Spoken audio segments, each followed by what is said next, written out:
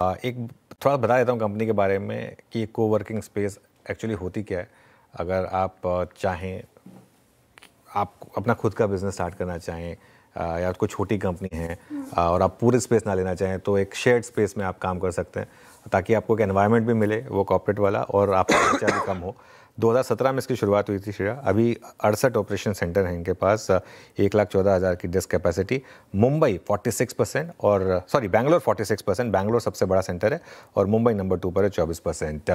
करण जी, good morning. सबसे पहले तो आईपीओ के लिए आपको बधाई। सबसे पहले तो ये आईपीओ आ क्यों रहा है? क्या एक एग्जिट दी जा रही है इन्वेस्टर्स को, क्योंकि पूरा का पूरा ओएफएस है? हाँ, तो firstly thank you for having me. हमारे जो कंपनी है या पेरेंट बिजनेस है जो एम्बेसी ग्रुप प्रॉपर्टी डेवलपर्स है, ये हम लास्ट 7 इयर्स में हमने ये बिजनेस में almost 1,500 crore of equity invest किया है। वीवर्क ग्लोबल भी 700 करोड़ डाला है 2020 में। और अभी जहाँ बिजनेस बहुत स्टेबल हो गया है, उनका कैश फ्लोज और हमारा कैश फ्लोज सेल्फ सस्टेनिंग हो गया है, हमको लग रहा है ये राइट टाइम है आईपीओ, ये कंपनी को आईपीओ लेने के लिए। और ये कैश आउट तो नहीं है, ताकि वो सारा इन्वेस्टमेंट जो एम्बेसी किया है वापस हमारे ग्रुप को स्ट्रेंथन करने के लिए जा रहा है। और अभी कंपनी के लिए कुछ फ्रेश इशू का ज़रूरत नहीं है, तो हम सिर्फ एक ओएफएस कर रहे हैं। और हमारे एंकर बुक है, आप देख सकते हो कि इंडिया के सबसे बड़े म्यूचुअल फंड्स के साथ और फॉरेन इन्वेस्टर्स के साथ अभी सब्सक्राइब हुआ है। And we are very happy with the confidence and the subscription that we've got. एक सवाल आपसे पूछना चाहूँगा कि हालांकि पिछले साल आप शायद प्रॉफिटेबल थे, FY25 में आपका प्रॉफिट था, लेकिन उससे पहले FY24 में लॉस था, FY23 में लॉस है, और इस साल के भी फर्स्ट क्वार्टर में आपका लॉस रहा है, और कैश फ्लो भी जो है वो थोड़े से नेगेटिव ही रहे हैं। तो ये नंबर्स कंसिस्टेंटली पॉजिटिव कब होंगे आपके? तो ये नंबर्स ये बुक के लॉसेस है, क्योंकि इंडियस में जो इंडियस के अकाउंटिंग स्टैंडर्ड्स है, वहाँ उसमें लीसेस जो लीसेस रिकग्नाइज होते हैं वो ऐसे एक लाइबिलिटी के जैसे रिकग्नाइज हो जाते हैं। तो they show the EMI schedule where the front few years is loaded highly with depreciation and interest, which is what has an impact on the book losses. हमारे प्रॉफिट्स जो है already last quarter FY24 FY25 के quarter over quarter अगर देखोगे तो 54% reduction हुआ है losses में।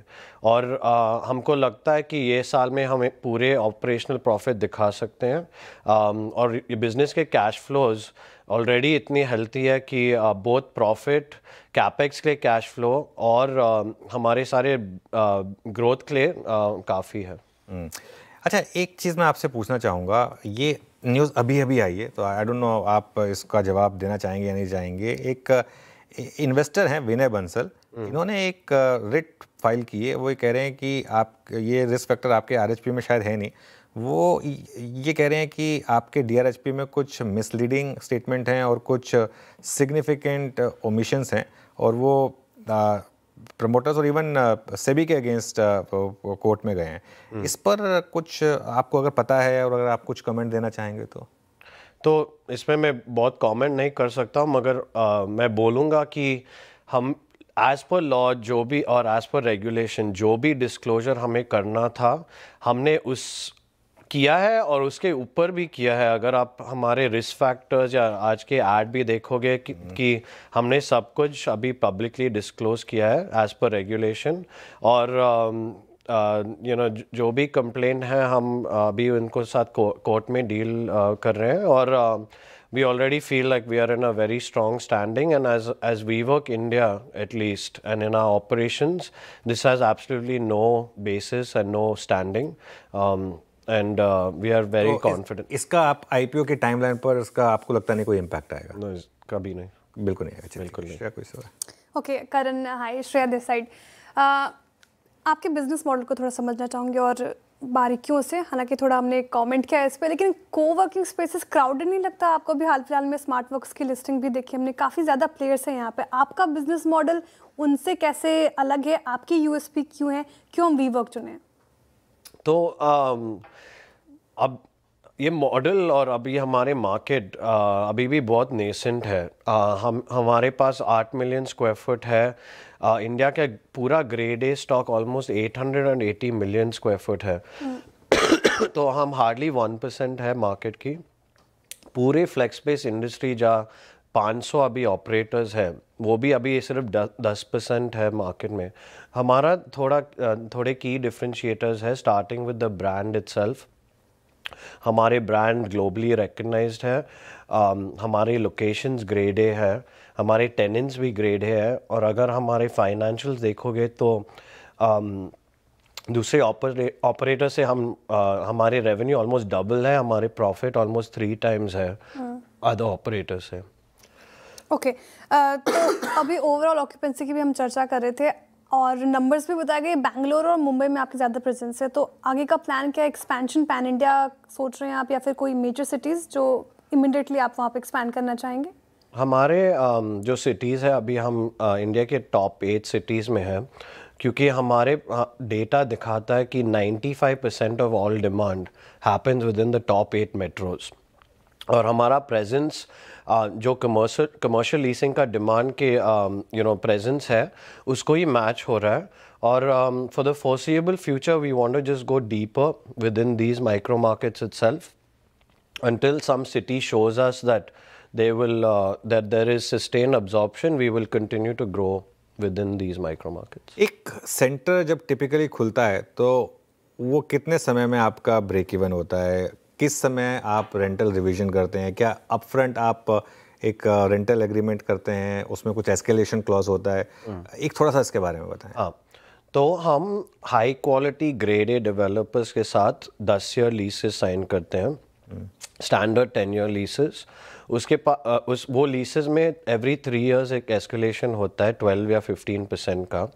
हम वो लीसेस साइन करके ऐसे 1 या 2 लाख या 3 लाख स्क्वायर फुट साइन करके डिज़ाइन करके इसको बर्फी कट करते हैं फॉर स्मॉल बिजनेसेस।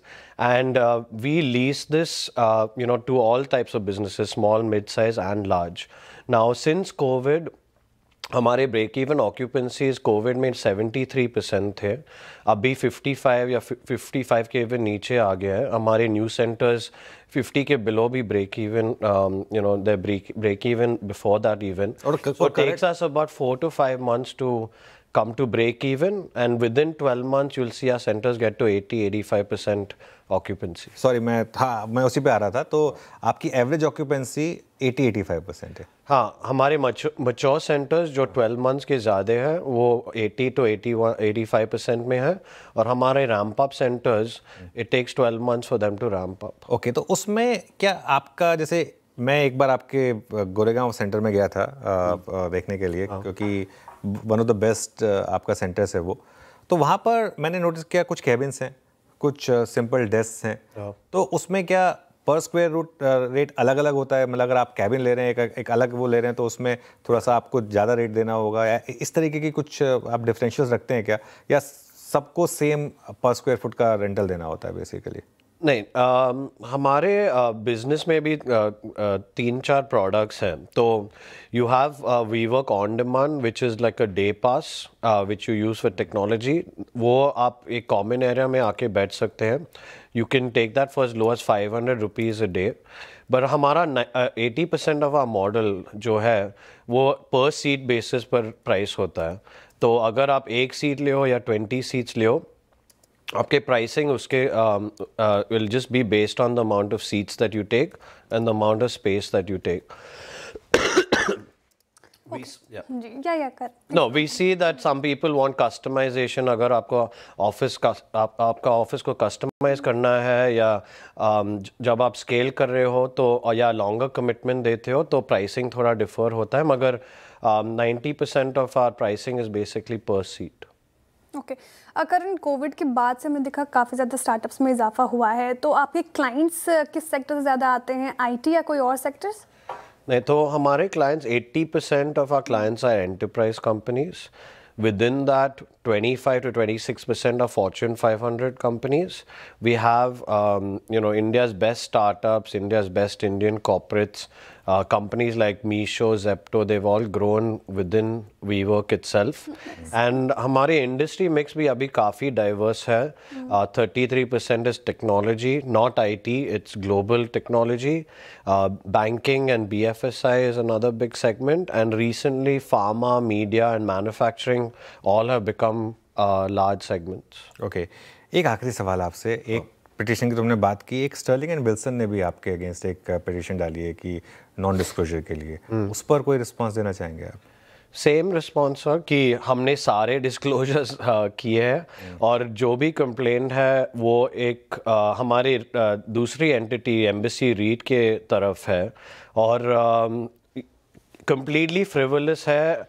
अगर आप ये देखोगे कि हमने एनक्लैट एनसीएलटी में ये केस अभी जीता है और ये सारे प्रेशर टैक्टिक्स हमारे पास काम नहीं करेगा.